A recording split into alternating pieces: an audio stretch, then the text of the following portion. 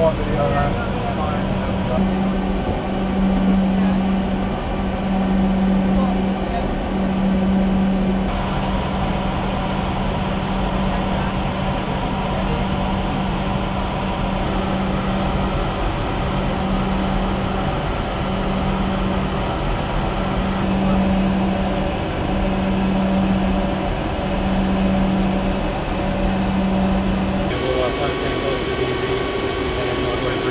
If we have a load of belts and exit, we'll tell you malfunction.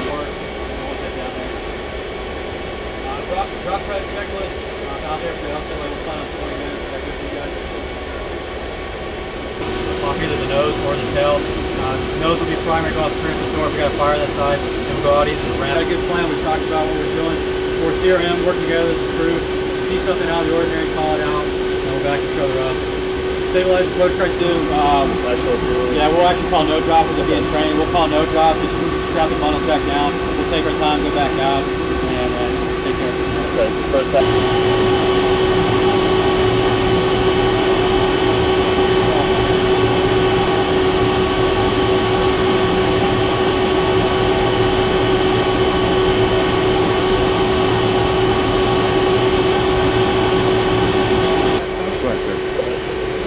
Y'all have a good fight. We'll see you later.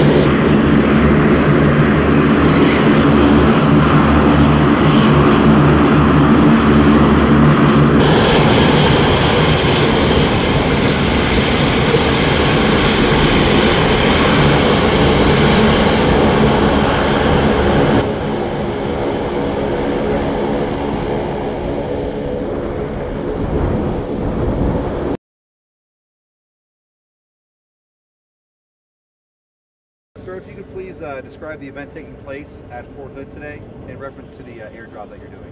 Okay, we're taking off today at Dyess, a training mission. We'll be heading down to Robert Gray Army Airfield, Fort Hood, Texas, which is just a short trip down the road for us. There, the Army has prepared 4 low-cost, low-altitude bundles for us to airdrop. We'll take off, we'll do a short route, and then we'll drop on Antelope Drop Zone. It's a great opportunity for us to train with the Army. We'll be getting training, airdrop training for ourselves, as well as the Army is getting training for their drop zone controllers as they prepare to deploy to Afghanistan. What kind of inter-service coordination goes into making an event like this happen? Well, as far as inter-service coordination goes, significant amount of coordination from the airspace that's required at the Fort Hood restricted area, 6302, to the coordination with the Army, the individuals that will be preparing the bundles for airdrop, our individuals who will inspect that, who will be flying down with us today, to those who will be working on the drop zone, coordination with the times and when to be ready for us and our time over target will be, to include coordination with our air mobility liaison officers who work down at Fort Hood, who let us know, hey, what day the Army is available to train so that we can prepare a training sortie and coordination our side to meet them there and accomplish that training. Okay, cool. And can you tell me why it's so important to practice low-cost, low-altitude drops and coordination with ground forces? Low cost, low altitude drops are important because we actually use them in theater. And so from our perspective, when we deploy, we're going to be delivering those supplies, and we want to be accurate for our user. In this case, we know that we're going to be in the theater together, working with the same units that we'll be working with in Fort Hood today. So the training they get in providing us information, specifically, hey, are we clear to drop, and what the winds are on the surface, help us to be more accurate. And then when we get into theater, that translates because they have to clear that space on the ground and recover those bundles.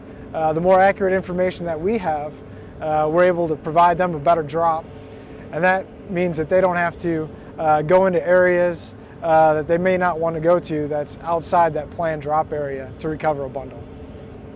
Why do you think there's a need for increased inter-service training?